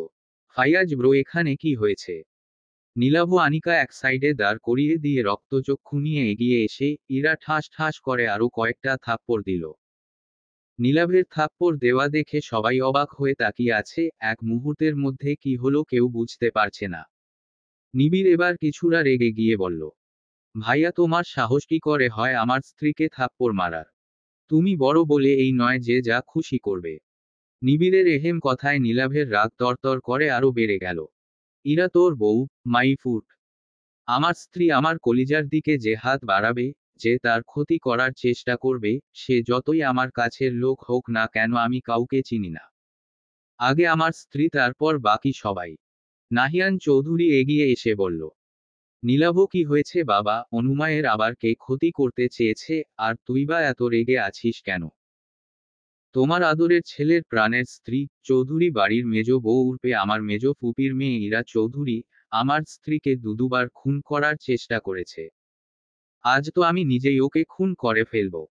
ওর কত সাহস! ও আবারও আমার কলিজার দিকে হাত বাড়িয়েছিল। নীলাভের কথায় যেন হলরুমে ছোটখাটো একটা বজ্রপাত হলো। সবাই অবাকের চরম পর্যায়ে। এদিকে ইরা তো ভয় থরথর কাঁপতে লাগলো, কপাল দিয়ে ঘাম চুইয়ে চুইয়ে পড়তে লাগলো। অবন্তী মির্জা এবার এগিয়ে এসে বলল, এ তুই কি বলছিস বাবা? ইরা কেন আমার অনুকে খুন করতে যাবে? তোর মাথা ঠিক আছে? নিবিড়ও এবার এগিয়ে এসে বলল, ভাইয়া তোর মাথা ঠিক আছে? এ তুই কি বলছিস? উল্টা পাল্টা মিথ্যা ব্লেম দিলে কিন্তু আমি মেনে নিব না। ফাইয়াজ এবার এগিয়ে এসে বলল, নীলাভ কোনো মিথ্যা ব্লেম দিচ্ছে না, আমি একজন পুলিশ অফিসার। আমি কয়েকদিন যাবৎ ইরার উপর নজর রাখছিলাম, কারণ আমি আর নীলাভ বুঝতে পেরেছিলাম ইরা আবারও আনিকার ক্ষতি করার চেষ্টা করবে। আজ সবাই যখন ব্যস্ত ছিল, আর নীলাভও যখন স্টেজের উপর ছিল না, ঠিক সেই মুহূর্তে লুকিয়ে ইরা আনিকার কাছে আসে এবং আনিকাকে ধারালো ছুরি দিয়ে আক্রমণ করার চেষ্টা করে। বিশ্বাস না হলে ওই যে দেখুন, স্টেজের উপর এখনো ছুরি পড়ে আছে। সবাই স্টেজের উপর তাকিয়ে দেখে ছুরি পড়ে আছে। সবার এবার যেন কিছুটা বিশ্বাস হলো। নীলিমা এগিয়ে এসে বলল, ফাইয়াজ ভাইয়া, আপনি যে বললেন আগেও নাকি ইরা ভাবি অনুর উপর আক্রমণ করেছে, সেটা কবে? আনিকা এগিয়ে এসে বলল, আমি বলছি সব, যদিও ইচ্ছে ছিল না কিছু বলার, তবুও বলতে হচ্ছে। কারণ যে আমাকে আমার নীলাভের থেকে আলাদা করার চেষ্টা করবে তাকে আমিও ছেড়ে দিব না। আসলাম মির্জা এগিয়ে এসে বললেন, মা তুই সব খুলে বল, কি হয়েছে? বলছি বাবা, সেদিন কক্সবাজারে শুধু নেহা আপু না, বরং সাথে ইরাপুও আমাকে গুলি করেছিল। আমার বুকে সেদিন একটা নয় বরং দুইটা বুলেট পেয়েছিল ডক্টর ইয়াস। এ বিষয়টা উনি আমাকে না বললেও ফাইয়াজ ভাইয়াকে কে বলেছিল? এটা ইরাপু জেনে গেছিল যে আমি সব জেনে গেছি, কিন্তু ইরা আপু এটা জানতো না যে এটা ফাইয়াজ ভাইয়া ও নীলাভও জানে। এজন্য ইরাপু আমাকে সরিয়ে ফেলতে চেয়েছিল, যাতে ইরাপুর সত্যিটা কেউ জানতে না পারে। আনিকার কথা শুনে সবাই যেন বাকরুদ্ধ হয়ে গেল। সবার মাঝে পিনপতন নীরবতা, কেউ যেন বিশ্বাসই করতে পারছে না যে ইরা এরকমটা করতে পারে। অবন্তী মির্জা গিয়ে ইরার গালে ঠাস করে একটা চড় মেরে বলে, তোকে নিজের মেয়ের থেকে কম ভালোবাসতাম না ইরা, কিন্তু না, তুই ঘৃণারও যোগ্য না। তুই আমার কোল খালি করতে চেয়েছিলি। তোকে তো আজ আমি মেরাই ফেলবো। এটা বলেই অবন্তী মির্জা ইরাকে মারতে উদ্যত হলো। নাহিয়ান চৌধুরী বাধা দিয়ে বললেন, আপা তুই ছেড়ে দে, ওকে মেরে নিজের হাত নষ্ট করিস না, ওকে শাস্তি দিবে আইন। ওকে আজ পুলিশে দিব। নিবিড় ধপ করে সোফায় বসে পড়ল। নিবিড় পুরো বাকরুদ্ধ হয়ে গেছে, কি বলবে বুঝতে পারছে না। এখনো যেন বিশ্বাস করতে পারছে না ইরা এরকমটা করতে পারে। নিবিড় সোফা থেকে উঠে গিয়ে ইরার দুই কাঁধে হাত দিয়ে ঝাঁকিয়ে বলল, আমি তো চেয়েছিলাম ইরা তোমাকে নিয়ে নতুন করে আবার জীবনটা শুরু করতে, কিন্তু তুমি এটা কি করলে? সব শেষ করে দিলে সব। আমার ভাগ্যে বোধ হয় সুখ নেই। ইরা কাঁদতে কাঁদতে বলল, প্লিজ নিবিড়, তুমি এভাবে বলো না। আমাকে মাফ করে দাও তুমি। আমি তোমার সাথে সংসার করতে চাই। নিবিড় কান্না মিশ্রিত কণ্ঠে অট্টহাসি হাসি দিয়ে বলল, হা হা হা, সংসার? তাও আবার তুমি? তুমি যদি আমাকে নিয়ে সংসার করতে চাইতে তাহলে তুমি কিছুতেই অনুর এত বড় ক্ষতি করার চেষ্টা করতে না। ইরা কাঁদতে কাঁদতে নিবিড়ের পায়ের কাছে বসে পড়ল। প্লিজ তুমি আমাকে ক্ষমা করে দেও নিবিড়। নিবিড় কোনো কথা না বলে চুপচাপ দাঁড়িয়ে রইল। ইরা এবার উঠে গিয়ে নাহিয়ান চৌধুরী, অবন্তী মির্জা, মেহেক চৌধুরী, আসলাম মির্জা সবার কাছে ক্ষমা চাইল, কিন্তু কেউ ক্ষমা তো দূরে থাক, ইরার সাথে কথা বলতেই তাদের ঘৃণা লাগছে। সবার ঘৃণা মাখা দৃষ্টি দেখে ইরা নিজের ভুল বুঝতে পারল, তবে অনেক দেরি হয়ে গেল। সব শেষ হয়ে গেল। ইরা নিজের চোখের পানি মুছে আনিকার কাছে গিয়ে বলল, তুই আমাকে মাফ করে দিস বোন, আমি অনেক বড় অন্যায় করেছি, সত্যিই আমার শাস্তি হওয়া প্রয়োজন। তুই আমাকে ক্ষমা করে দিস বোন। ইরাপু, আজ যদি তুমি ঠিক সময় নিজের ভুলটা বুঝতে পারতে তাহলে আজ এই দিন দেখতে হতো না। ইরা এবার গিয়ে ফাইয়াজের সামনে গিয়ে দাঁড়িয়ে বলল, ভাইয়া আমাকে থানায় নিয়ে চলুন। আমি শাস্তি পেতে চাই। আমি আমার পরিবারের এই ঘৃণা নিতে পারছি না। আমার নিজেকে দেখলেই এখন নিজের ঘৃণা লাগছে ভাইয়া। নীলাভ বলল, ফাইয়াজ যা, ইরাকে নিয়ে যা। হুম।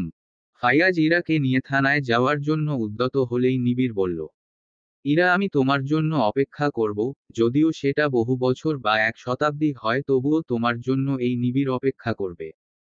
নিজের পাপ ধুয়ে পবিত্র হয়ে ফিরে এসো আবার। তোমার স্বামী তোমার অপেক্ষায় থাকবে। ইরার কান্নামাখা মুখে এক চিলতে হাসি ফুটে উঠল। ইরাকে নিয়ে ফাইয়াজ বের হয়ে গেল। নিবিড় গিয়ে আনিকার সামনে অপরাধীর ন্যায় দাঁড়ালো। অনু আমাকে মাফ করে দিও। ইরার হয়ে আমি তোমার কাছে ক্ষমা চাচ্ছি। আনিকা বলল, আমি ক্ষমা করে দিয়েছি ইরাপুকে, তুমি কান্না করো না নিবিড়। অনু জানো আজ আমি একটা জিনিস বুঝতে পেরেছি, আল্লাহ ছাড় দেয় কিন্তু ছেড়ে দেয় না। কাউকে কষ্ট দিলে কেউ কখনো সুখী হতে পারে না, এজন্য হয়তো আমিও সুখের দিশা পেয়েও হারিয়ে ফেললাম। এটা বলেই চোখ মুছতে মুছতে নিবিড় উপরে উঠে গেল। মেহেক চৌধুরী নিবিড় আটকানোর চেষ্টা করতেই নীলাভ বলল, মা নিবিড়কে এখন একা থাকতে দাও, ওর মন মানসিকতা এখন খারাপ। আহিল এসে বলল, আচ্ছা যা হবার হয়ে গেছে। সন্ধ্যা তো হয়ে গেল, নীলুর বিদায়ের সময় হয়ে এলো। নাহিয়ান চৌধুরী বলল, হুম অনেক দূরের পথ, নীলুদের দ্রুত বের হতে হবে। বিদায়ের কথা শুনতাই নীলিমার বুকের ভিতর ধক করে উঠল। নিজের বাড়ি থেকে আজ নিজেরই বিদায় নিতে হবে ভাবলেই কষ্টে বুকের পাঁজর ভেঙে যাচ্ছে। নাহিয়ান চৌধুরী নীলুর হাত আবিরের হাতে তুলে দিয়ে বলল, বাবা আমার মেয়েটাকে দেখে রেখো। আমার দায়িত্ব শেষ, আমার আমানতকে তোমার হাতে তুলে দিলাম। আজ থেকে নীলু তোমার আমানত, আমার কলিজার টুকরাকে আগলে রেখো বাবা। দোয়া করি সুখী হও তোমরা। কথাগুলো বলতে বলতে নাহিয়ান চৌধুরী কান্না করে দিলেন। আবির হাসি মুখে বলল, বাবা আপনি চিন্তা করবেন না, আজ থেকে নীলু আমার আমানত, আমার অর্ধাঙ্গিনী। নীলুকে আগলে রাখার দায়িত্ব আমার। আপনাকে আমি কথা দিচ্ছি, আপনার মেয়ের চোখে কখনো আমি পানি আসতে দিব না। মেহেক চৌধুরী কাঁদতে কাঁদতে বললেন, তোমরা সুখী হও বাবা, দোয়া করি। চৌধুরী বাড়ির আকাশ যেন আজ ম্লান। সারা দিন ধরে আলোকিত ছিল বাড়ি, আনন্দে ভরে উঠেছিল প্রতিটি কোণ। কিন্তু সন্ধ্যার এই নীরবতায় যেন সেই আলো বিষাদে ঢেকে গেছে। বাড়ির সকলের হৃদয়ে এক গভীর বেদনার সুরাজ। নীলাভের অতি আদরের বোন নীলিমা নিজের শৈশবের ঘর ছেড়ে বিদায় নিচ্ছে। গোলাপি লেহেঙ্গা আর ভারী গয়নায় সজ্জিত নীলিমার মুখ যেন বিষাদের প্রতিচ্ছবি। এতজনের ভালোবাসায় ঘেরা এই বাড়ি, যেখানে প্রতিটি দেয়াল তার শৈশবের সাক্ষী, যেখানে প্রতিটি কোণে জমে আছে তার হাসি কান্নার স্মৃতি, সেখান থেকে বিদায় নেওয়ার সময় তার হৃদয় যেন ভেঙে যাচ্ছে। মা, নীলিমা ফিসফিসিয়ে বলল, তার কণ্ঠে বিষাদের গভীর সুর। আমি কিভাবে থাকবো তোমাদের ছাড়া? তোমাদের ছাড়া তো আমি কখনো এক মুহূর্তও থাকিনি। মেহেক চৌধুরী মেয়েকে জড়িয়ে ধরলেন। চোখের পানি আটকে রাখা তার পক্ষেও অসম্ভব হয়ে পড়েছে। তুই সুখে থাকিস মা। তুই যেখানে যাবি, তোর হাসিতে সেই ঘরটা আলোকিত হোক। আমরা তোকে খুব ভালোবাসি, মা। তুই ভালো থাকলেই আমি শান্তি পাব। নীলাভ একটু দূরে দাঁড়িয়ে। তার চোখে আজ এক অনন্য বেদনা। বনের প্রতিটি কান্না যেন তার বুকের ভেতরটা ছিঁড়ে ফেলছে। ছোটবেলার সেই দুরন্ত মেয়েটা, যে তার হাতে হাত রেখে পথ চলা শিখেছে, যে তার জীবনের প্রতিটি সাফল্যে উচ্ছ্বসিত হয়েছে, আজ সে এই বাড়ি ছেড়ে যাচ্ছে। নীলু, তুই তো আমার পাখি। পাখিকে তো একদিন নিজের ডানায় ভর দিয়ে উড়তে দিতে হয়। তবে মনে রাখিস, তুই উড়ে যত দূরেই যা, আমি তোর ঠিক পাশেই আছি। তুই ভালো থাকিস, বুঝলি? নীলাভের গলা ভারী হয়ে আসে। নাহিয়ান চৌধুরী, শক্ত মনের মানুষ। কিন্তু আজ তার শক্তিরও যেন ভাঙন ধরেছে। চিরকাল যে মেয়ে ছিল তার বাড়ির আলো, তার হাসিতে আলোকিত হতো এই ঘর, আজ তাকে অন্যের ঘরে পাঠানোর দায়িত্ব পালন করতে গিয়ে তার বুক ভেঙে যাচ্ছে। তোর বাবার ঘরটা আজ খালি হয়ে গেল, মা। তবে তুই তোর নতুন ঘরটা নিজের মতো সাজাবি। তোর বাবা তোকে নিয়ে সব সময় গর্ব করে যাবে। সুখী হও, মা। কথাগুলো বলতে গিয়ে তার গলা কেঁপে উঠল। আনিকা এগিয়ে এসে নীলিমাকে জড়িয়ে ধরল। তার চোখেও বাঁধ ভাঙা অশ্রু। নীলিমা শুধু নীলাভের বোন নয়, আনিকার আত্মার মতো প্রিয় বান্ধবী। এই বাড়িতে তার দিনের সঙ্গী ছিল নীলিমা। বিদায়ের এই মুহূর্তে আনিকা কিছু বলতে পারছে না, শুধু বলতে পারল, তুই খুব ভালো থাকিস। তোর নতুন জীবনে তোর প্রতিটি দিন যেন আনন্দে ভরে ওঠে। বিদায়ের মুহূর্ত আসতেই নীলিমা আর নিজেকে ধরে রাখতে পারল না। গাড়ির দরজার কাছে পৌঁছে সে সবাইকে জড়িয়ে ধরতে লাগল। প্রতিটি আলিঙ্গনে যেন অশ্রু আর ভালোবাসা মিশে থাকল। গাড়িতে ওঠার আগে সে শেষবারের মতো মায়ের হাত ধরে বলল, মা, আমাকে মাফ করে দিও। আমি তোমাদের এত ভালোবাসি যে তোমাদের ছাড়া থাকা আমার পক্ষে অসম্ভব। মেহেক চৌধুরী কাঁদতে কাঁদতে বললেন, তুই সুখে থাকিস, মা। তোকে কেউ কষ্ট দিতে পারবে না, কারণ তোর মায়ের দোয়া সবসময় তোর সঙ্গে থাকবে। গাড়ি চলতে শুরু করলো। জানালার কাঁচ নামিয়ে নীলিমা সবাইকে শেষবারের মতো দেখল। চৌধুরী বাড়ির প্রতিটি মানুষ আজ চুপচাপ দাঁড়িয়ে, যেন কিছু বলার ভাষা নেই। বিদায়ের এই নীরবতা যেন হাজার শব্দের চেয়ে বেশি ব্যথার। গাড়ি দূরে সরে যেতে যেতে নীলিমার চোখে অশ্রু ঝরে পড়ল। তার নিজের ঘর, নিজের মানুষগুলো থেকে চিরবিদায়। সেই ঘর আজও থাকবে, কিন্তু তার জন্য নয়। আজ থেকে তার জন্য নতুন ঘর, নতুন পরিবার। বাড়ির গেটের সামনে দাঁড়িয়ে থাকা সবাই তখনও নিশ্চুপ। বিদায়ের এই মায়াবী মুহূর্তে তাদের চোখে জল, কিন্তু হৃদয়ে একটাই কামনা, নীলিমা যেন সুখে থাকে সব সময়। রাতের আকাশে চাঁদের আলো মিটিমিটি হাসছে, আর তারই মতো বাসর ঘরের দরজার বাইরে দাঁড়িয়ে হাসছে প্রিয়া, আহিল, অর্পিতা, নিশি আর সাইফ। পাঁচজনের চোখে মুখে একরকম দুষ্টুমি খেলা করছে। তাদের একটাই শর্ত, দুলাভাই নীলাভকে টাকা না দিয়ে ভেতরে যেতে দেবে না। নীলাভের চোখে মুখে উদ্বেগ স্পষ্ট। তার মনে শুধু একটাই চিন্তা, বাসর ঘরের ভেতরে অপেক্ষমান আনিকার কাছে কখন পৌঁছাবে। আনিকা, তার জীবনের সবচেয়ে মধুর প্রাপ্তি, তার আদরের বউ। কিন্তু এখানে দাঁড়িয়ে এই পঞ্চপাণ্ডব যেন তার সব আশা ধূলিসাৎ করতে চায়। শুনুন দুলাভাই, প্রিয়া গম্ভীর মুখে বলে উঠল, টাকা ছাড়া ভেতরে যাওয়ার কোনো সুযোগ নেই। আজ আমাদের কথা মানতেই হবে। ঠিক বলেছ, আহিল যোগ দিল, আমরা তো নিয়ম ভাঙতে পারি না। এত সহজে তোকে যেতে দেব, তা ভাবলি কিভাবে? নীলাভ হতাশ চোখে বলল, তোমরা এমন করছো কেন? জানো তো, আজ আমার জীবনের সবচেয়ে গুরুত্বপূর্ণ রাত। সেটাই তো মজা, দুলাভাই। নিশি হাসতে হাসতে বলে, বউ পাগল বলে পরিচয় দিয়েছিলেন, এখন দেখি সেই পাগলামি কত দূর যায়। নীলাভ শেষমেশ হাল ছাড়ল। আচ্ছা, বলো কত টাকা চাই? আমি দিয়ে দিচ্ছি, শুধু আমাকে ভেতরে যেতে দাও। অর্পিতা চোখ মটকে বলল, আমাদের দাবি 1,00,000 টাকা। 1,00,000? নীলাভ বিস্ময় চিৎকার করে উঠল। তোমরা পাগল নাকি? সাইফ শান্তভাবে বলল, দুলাভাই, দরদাম করলে হয়তো কমতে পারে। কিন্তু একদম বিনা পয়সায় কিছু হবে না। এটা আমাদের অধিকার। শেষমেশ অনেক দরদামের পর একটা চুক্তি হলো।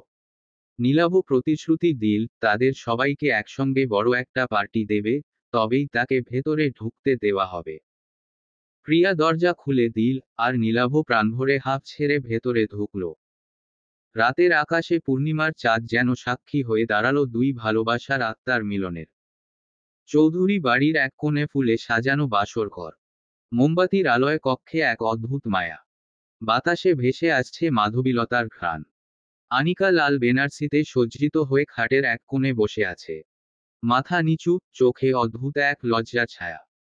তার হাতে মেহেদির নকশা যেন গল্প বলছে, যার প্রতিটি রেখায় লেখা নীলাভের নাম। দরজায় ধীর পায়ে এসে দাঁড়ালো নীলাভ। সোনালি রঙের শেরওয়ানিতে সে যেন কোনো রাজপুত্র।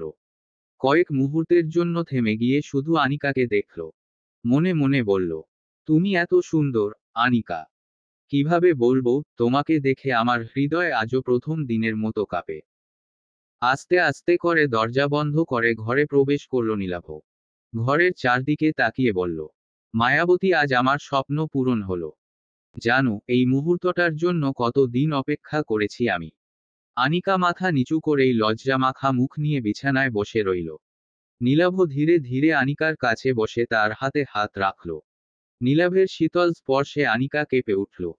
নীলাভ মৃদু হেসে বলল, মায়াবতী, তোমার এই হাত, এই নরম আঙ্গুলগুলো, আজ থেকে শুধু আমার। তোমার এই চোখ, যেখানে আমি আমার স্বপ্ন খুঁজে পাই। মায়াবতী, তুমি জানো, তুমি ছাড়া আমি কিছুই না। নীলাভের আবেগ মাখা কথাগুলো আনিকার হৃদয় ছুঁয়ে গেল। আনিকা ধীরে ধীরে মুখ তুলে বলল, জানেন নীলাভ, আপনার এই কথাগুলো শুনে আমার নিজেকে পৃথিবীর সবচেয়ে সুখী মানুষ মনে হচ্ছে। নীলাভ আনিকার মুখে আলতো করে হাত বুলিয়ে দিল। বলল, তোমার এই হাসি, এই লাজুক চোখ সব আমার। তোমাকে কখনো কোনো কষ্ট পেতে দেব না মায়াবতী, এটা আমার প্রতিশ্রুতি আনিকা। নীলাভ ধীরে ধীরে আনিকার কপালে চুমু খেল। বলল, এই কপাল আমার জন্য। এখানে শুধু আমার নাম লেখা থাকবে। তারপর গলায় আলতো করে চুমু দিয়ে বলল, তোমার এই গলার প্রতিটি স্পন্দন যেন আমার নামে ধ্বনিত হয়। আনিকা লজ্জায় কাঁপতে থাকে, কিন্তু তার হৃদয়ের প্রতিটি ধ্বনি যেন নীলাভের কথার উত্তর দিচ্ছে। নীলাভ এবার আলতো করে তার হাত দুটো আনিকার হাতের ওপর রাখল। তুমি জানো মায়াবতী, তোমাকে এইভাবে আমার সামনে দেখতে পাওয়াটা আমার জীবনের সবচেয়ে বড় প্রাপ্তি। তুমি আমার স্বপ্ন, আমার ভালোবাসা, আমার সবকিছু। আনিকা লজ্জায় মুখ নিচু করল। তার ঠোঁটের কোণে মৃদু এক হাসি খেলা করছে, কিন্তু সে কথা বলতে পারছে না। নীলাভ তার হাত চেপে ধরে বলল, মায়াবতী, তুমি কথা বলছো না কেন? তোমার নীরবতাও যেন আমার জন্য এক অমূল্য সুর। কিন্তু আমি তোমার মুখ থেকে আমার নাম শুনতে চাই, আনিকা। আনিকা ধীরে ধীরে বলল, নীলাভ। সেই একটুকু শব্দ শুনে নীলাভ যেন হারিয়ে গেল। আবার বলো, নীলাভ। আরো লজ্জায় গলা নিচু করল আনিকা। তুমি জানো মায়াবতী, তুমি লজ্জা পেলে তোমার মুখটা টকটকে গোলাপের মতো লাল হয়ে যায়। তোমাকে এমন দেখে আমি নিজেকে আর ধরে রাখতে পারি না, নীলাভ মিষ্টি স্বরে বলল। নীলাভ এবার ধীরে ধীরে পকেট থেকে একটি ছোট্ট মখমলের বাক্স বের করে আনিকার সামনে ধরে বলল, বউ, এটা তোমার জন্য, আমার ভালোবাসার ছোট্ট উপহার। আনিকা অবাক হয়ে বলল, এটা কি? খুলে দেখো। আনিকা আস্তে আস্তে বাক্সটা খুলল। ভেতরে এক জোড়া হীরার চুড়ি, যার গায়ে খোদাই করা ছিল নীলাভের আর আনিকার নাম।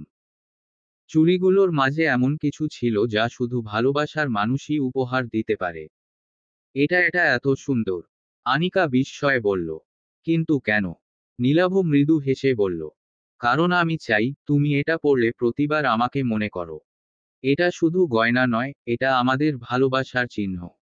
সারা জীবন তোমার হাতে এটা থাকবে, যেমন আমার হৃদয়ে তুমি থাকবে। আনিকা চোখের কোণে পানি নিয়ে বলল, আপনি এত কিছু করছেন কেন?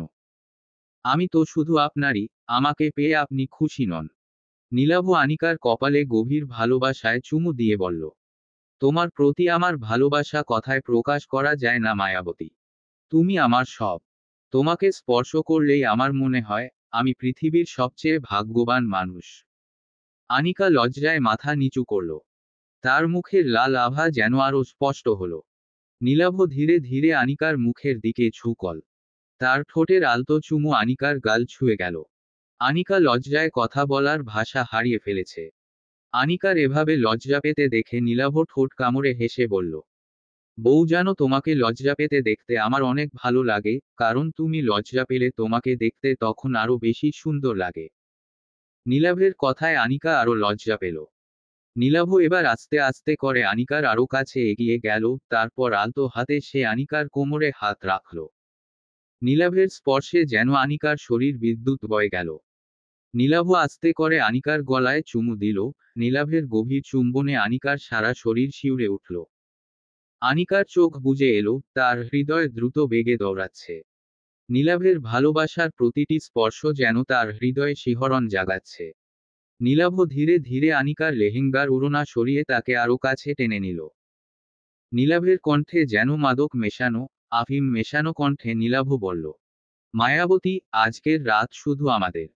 পৃথিবীর সবকিছু আজ বাইরে রইল, শুধু আমি আর তুমি। আজকের রাত আমাদের জীবনের শ্রেষ্ঠ রাত। নীলাভের স্পর্শে আনিকা যেন আজ আর নিজের মধ্যে নেই। আনিকা মনে হচ্ছে এক অন্য ভালোবাসায় দুনিয়ায় ভাসছে। আনিকা নীলাভের বুকে মাথা রেখে বলল, নীলাভ, আমি শুধু তোমার। এই জীবন, এই হৃদয়, সব কিছু তোমার। আমার অস্তিত্ব শুধু তোমার মধ্যেই বিলীন। নীলাভ এবার আস্তে আস্তে আনিকার ঠোঁটে গভীর চুমু খেল। তাদের মাঝে আর কোনো দূরত্ব রইল না। ভালোবাসার এক গভীর আবেগ তাদের ঘিরে রাখল। চাঁদের আলো, ফুলের গন্ধ, মোমবাতির মায়া সব যেন মিলেমিশে তাদের ভালোবাসার গান গাইতে লাগল। রাতের অন্ধকারে তারা একে অপরের মধ্যে নিজেদের হারিয়ে ফেলল। এ ছিল দুই দেহের নয়, দুই আত্মার মিলন।